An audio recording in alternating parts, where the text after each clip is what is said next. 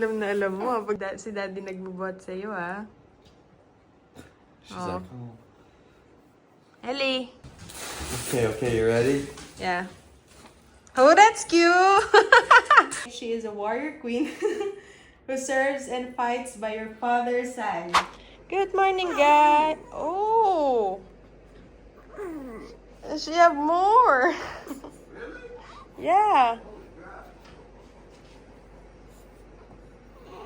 Grabe na yan, girl. Magpapalit na tayo ng diaper talaga.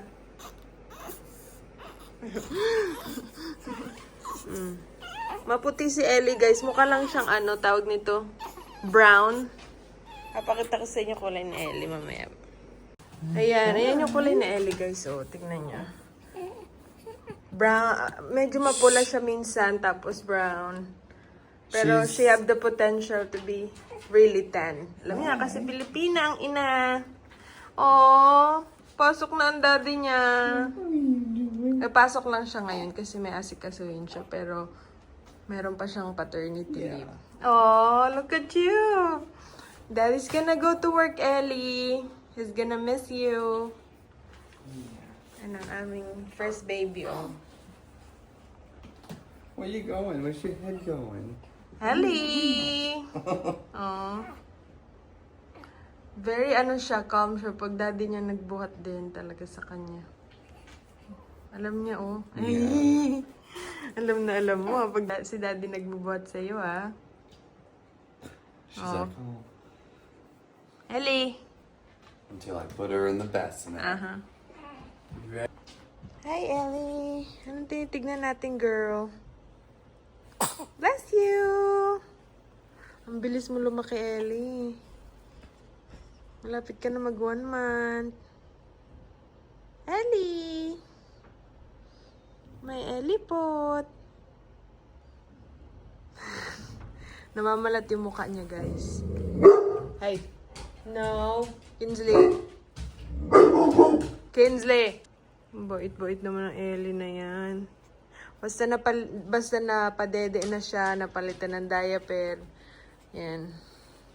Hanggang out muna siya dito. Tapos maya-maya matutulog na yan. First time namin, guys, na wala ang daddy niya. Pero uwi naman din siya maya-maya.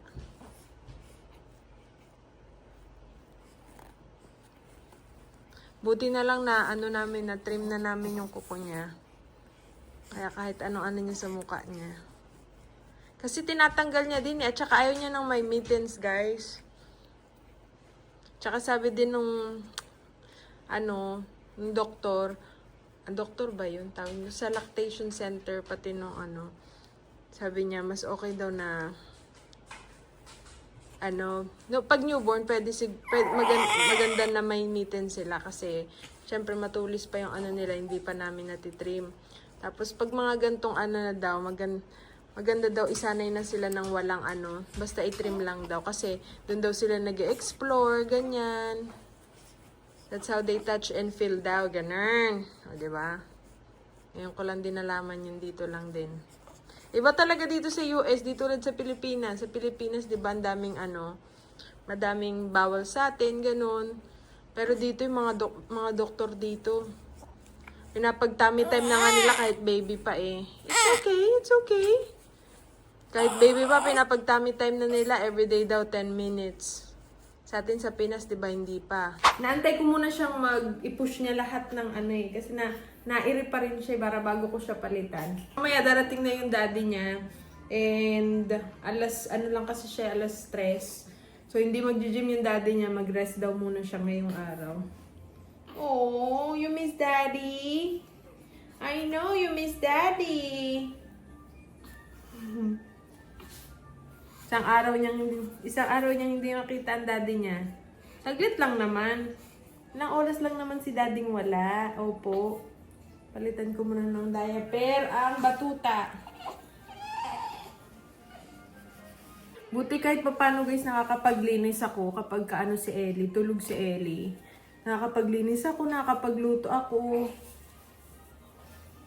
Sa gabi lang talaga siya minsan gising. Alam mo yon? Kasi nga baby pa din and nag-a-adjust pa rin, 'di ba? Sa gabi lang talaga siya yung ano talaga, ang diwa niya uy, ang dami May kasamang ihi. Ang dami-dami So, magwa 1 month na nga pala si Ellie, guys. Malapit na siya mag 1 month. Next week ata 4 weeks na siya. April 1 month na si Ellie. 1 month na ang bebe.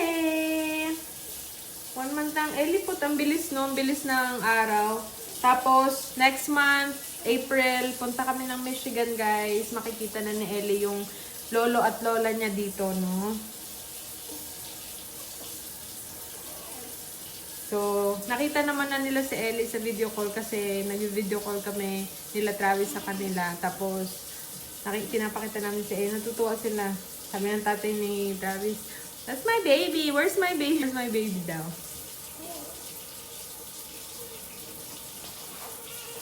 Ngayon, nagiging hawig na siya ni Travis. Nung unang panganak ko kay Ellie, kamukha ko talaga siya, guys. As in, alam mo yun yung sabi nga ng iba na parang ako lang ang gumawa ng bahay. Kasi hawig na hawig ko, parang wala kay Travis. Tapos ngayon nung lumalaki siya, nagiging hawig na talaga ni Travis. Sabi nga nila kasi magbabago pa naman daw talaga yung itsura ng bata kapag habang lumalaki sila. Lalo na pag newborn kasi, iba pa yung itsura nila, di ba? A few moments later. May food na. What did they give you, babe? Chicken pot pie. We just Let me see what they put. Oh, chicken baking papa. instructions. Okay. Yeah. It's from Jarrett.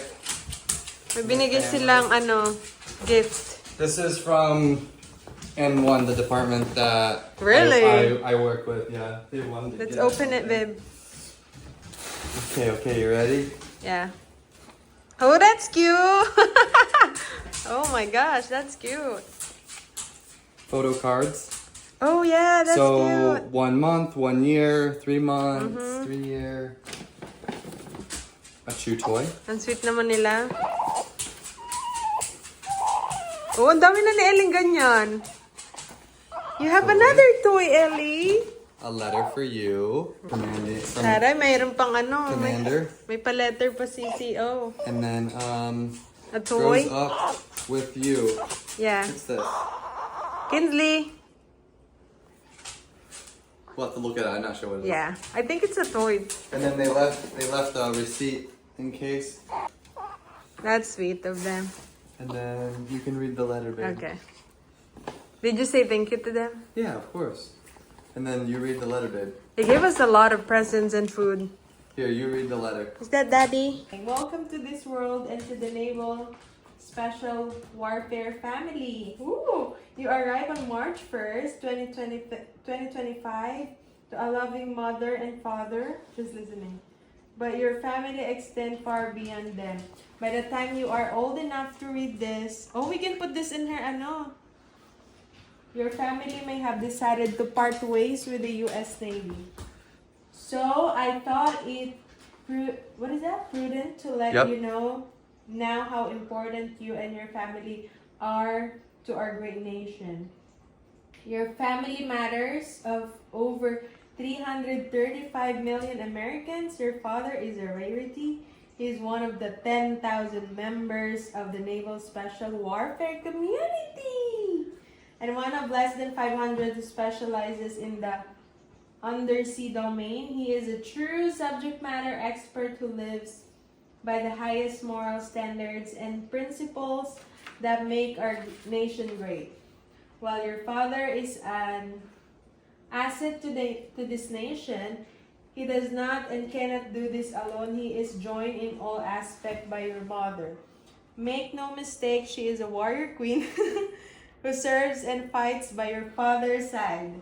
Her strength in times of uncertainty serves as an example to us all. Your mother's unconditional love is a sacred gift that will always be with you. She is an extension of your father and bears the burden of sacrifice in ways not asked of him. Your parents are a team. No matter what you choose to do in life, know that you are already part of a legacy most Americans will never know about. Your father's accomplishment will be held in secrecy for years to come.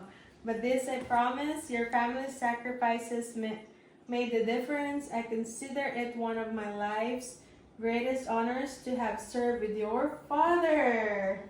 She's sleeping now.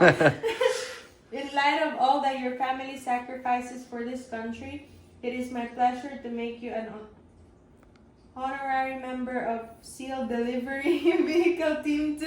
Wow! Welcome aboard, young warrior. Thank you, Commanding Officer. Ayun yung gift nila, no? Tapos meron pa daw silang binigay na grabe yung, wala nang suklay-suklay talagang inahan. Kakapadede ko lang eh.